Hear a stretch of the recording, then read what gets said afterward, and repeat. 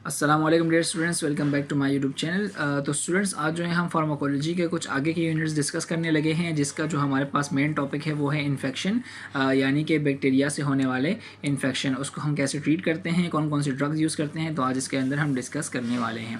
सबसे पहले आपको पता होना चाहिए कि इन्फेक्शन क्या है। इन्फेक्शन जो है वो माइक्रो ऑर्गेनिज्म का यानी बैक्टीरिया का बॉडी के अंदर इंटर होना और मल्टीप्लाई होना लिविंग टिश्यूज़ के अंदर और उसको डिजीज़ प्रोड्यूस करना कहते हैं इन्फेक्शन। समझ आ गई बात? अच्छा, माइक्रोबायोसाइडल क्या है? माइक्रोबायोसाइडल, साइडल का वर्ड जहाँ भी आता है इसका मतलब होता है किल। तो माइक्रोबायोसाइडल जो है वो क्या करते हैं? माइक्रोब्स को किल करेगा। समझ आ रही है? और माइक्रोबायोस्टैटिक, स्टैटिक का मतलब होता है रोकना या रुकना। तो ये क्या करेगा? Inhibit the growth of microbes, क्योंकि माइक्रोब्स जब ग्रो नहीं करेंगे, डिवाइड नहीं होंगे, तो क्या होगा? आगे बीमारी फैलेगी नहीं। ठीक है जी। तो इस तरह के ड्रग्स जो कि इनहिबिट करते हैं ग्रोथ को, उसको हम कहते हैं माइक्रोबायोस्टैटिक्स, और जो किल करते हैं उसको हम कहते हैं माइक्रोबायोसाइडल्स, और जो दोनों काम करते हैं उनको कहते हैं एंटी माइक्रोबियल्स। जो कि दोनों काम करते हैं, जो कि किल भी करते हैं और इनहिबिट भी करते हैं, उनको हम क्या कहते हैं? ऐसे ड्रग्स, इनको हम कहते हैं एंटी माइक्रोबियल्स। अच्छा, अब डिसइंफेक्शन और एंटीसेप्टिक्स के अंदर क्या फ़र्क है? डिसइंफेक्शन और एंटीसेप्टिक बेसिकली दोनों प्रोसीजर सेम ही है। आप जो है एक सरफेस को, एक एरिया को जो है वो क्लीन कर रहे होते हो किसी भी सोल्यूशन से, तो क्लीन करना जो है वो डिसइंफेक्शन भी कहलाता है, एंटीसेप्शन भी कहलाता है। बस बेसिक डिफरेंस दोनों में अंदर ये है कि डिसइंफेक्शन जो है वो नॉन लिविंग ऑब्जेक्ट्स के ऊपर होती है। ठीक है, यानी कि कोई टेबल साफ़ कर दी, कोई सीजर साफ़ कर दी, कोई भी जो है ना नॉन लिविंग ऑब्जेक्ट होगा, अगर उस आपने वो डिसइंफेक्ट कर दिया है, तो साफ़ कर दिया है किसी भी अल्कोहल स्वैब से, तो हम कहेंगे कि आपने इसको डिसइंफेक्ट कर दिया है। और अगर सेम प्रोसीजर हम किसी की बॉडी पर करते हैं, यानी कि बॉडी का कोई एरिया आपने पायोडीन से, हाइड्रोजन पेरोक्साइड से साफ़ कर दिया है, तो हम कहेंगे कि आपने एंटीसेप्शन के ज़रिए इसको क्लीन कर दिया है और अब ये एंटीसेप्टिक हो गया है लिविंग टिश्यूज़। ठीक है जी। दोनों में डिफरेंस याद रखिएगा। दोनों के अंदर हम इन्फेक्शन ही ख़त्म कर रहे होते हैं, लेकिन डिसइंफेक्शन के अंदर हम नॉन लिविंग के ऊपर जो है अप्लाई कर रहे होते हैं, और एंटीसेप्शन के अंदर हम क्या कर रहे हैं? लिविंग टिश्यूज़ के ऊपर अप्लाई कर रहे होते हैं और इन्फेक्शन से बचा रहे होते हैं। अच्छा, बात करते हैं कीमोथेरेपी की। कीमोथेरेपी का मतलब ये है, कीमो का मतलब होता है ड्रग्स और थेरेपी का मतलब इलाज, यानी कि कुछ ऐसे स्पेसिफिक ड्रग्स पेशेंट्स को देकर उनका इलाज करना, उसको हम कहते हैं कीमोथेरेपी। अब बात करते हैं एंटीबायोटिक्स की। एंटीबायोटिक्स क्या होते हैं? पुराने ज़माने में एंटीबायोटिक्स उनको कहते हैं कि जो माइक्रो ऑर्गेनिजम्स से ही सब्सटेंस लेकर, यानी कि माइक्रो ऑर्गेनिजम्स को ही किल करके उन्हीं से दवाई बनाकर पेशेंट्स को पिला देते थे, जिससे वो ठीक हो जाते थे। तो ऐसे सब्सटेंस जो कि produce by micro organism which in low concentration, जो आप लो कंसंट्रेशन में देते हो किसी भी पेशेंट को और वो इससे हील हो जाए, तो उसको हम कहते हैं कि ये एंटीबायोटिक्स हैं। ठीक है जी। अब एंटी माइक्रोबियल क्या है? एंटी माइक्रोबियल जो है वो कुछ ड्रग्स जो कि आप लेबॉर्ट्री के अंदर प्रिपेयर करते हो, ऐसे ड्रग्स, और साथ साथ एंटीबायोटिक्स, वो सब्सटेंस जो कि माइक्रो ऑर्गेनिज्म से लिए गए हैं, इन दोनों को आप मिलाकर जो है पेशेंट्स को देते हो और उससे वो क्या करते हैं? ठीक हो जाते हैं। तो इसको हम कहते हैं कि ये एंटी माइक्रोबियल्स आपने दिया है उसको। अच्छा, अब जो है हम कुछ principles of anti microbial therapy, यानी कि आप एंटी माइक्रोबियल थेरेपी किसी को देते हो तो उसके कुछ प्रिंसिपल्स हैं। आपने सबसे पहले क्या करना है, फिर क्या करना है, फिर क्या करना है। ठीक है जी। ऐसे ही आप मुंह उठा के किसी को ऐसे ड्रग्स नहीं दे सकते। तो आपको पहले जो है वो प्रिंसिपल्स देखने पड़ेंगे, क्या क्या प्रिंसिपल्स है, उसके अंदर क्या क्या बोला जा रहा है।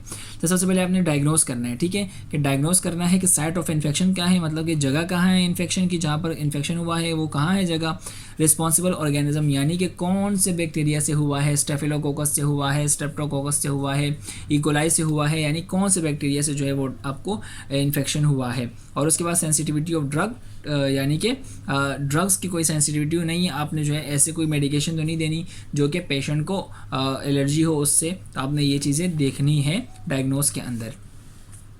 उसके बाद आपने डिसाइड करना है कि मुझे इसको थेरेपी देनी चाहिए कि नहीं देनी चाहिए। डिसाइड, ठीक है, डायग्नोज, डिसाइड। डिसाइड के अंदर क्या है? एक्यूट इन्फेक्शन जो है वो रिक्वायर्ड कीमोथेरेपी।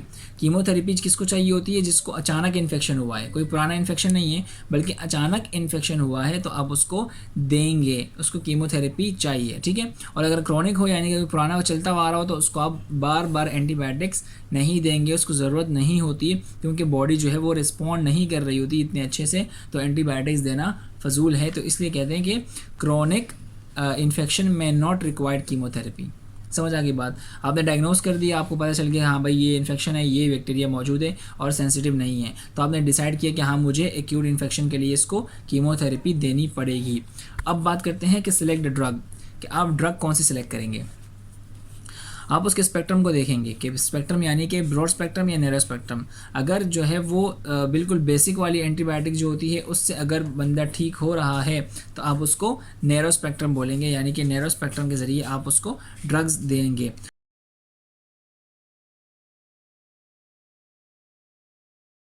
दूसरा आप देखेंगे उसका anti microbial activity. Anti microbial activity का मकसद ये है कि आपने जो ड्रग्स सेलेक्ट की है जो है वो एज एंटी माइक्रोबियल एक्ट करेगी कि नहीं करेगी, वो बैक्टीरिया को किल करेगी कि नहीं करेगी, ठीक है। अच्छा, तीसरा आपने देखना है कि फार्माकोकाइनेटिक्स ऑफ द ड्रग, यानी फार्माकोकाइनेटिक्स आपको बताया था ये है स्टडी जो बॉडी जो है वो किस तरह से ड्रग्स को एब्जॉर्ब करती है, किस तरह से ड्रग्स को डिस्ट्रीब्यूट करती है, फिर मेटाबॉलिज्म होता है, तो ये फार्माकोकाइनेटिक्स के अंदर आता है।